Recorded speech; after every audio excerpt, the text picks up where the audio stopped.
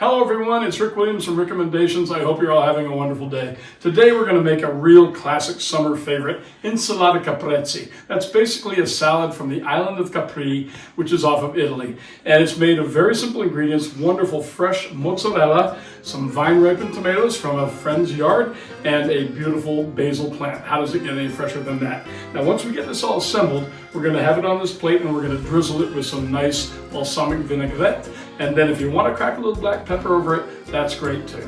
All right, and time to put this thing together. So what we're going to do is we're going to take a couple of rounds of tomato and lay them up here at the top, followed by a half round, because these are pretty darn big pieces of mozzarella, like that.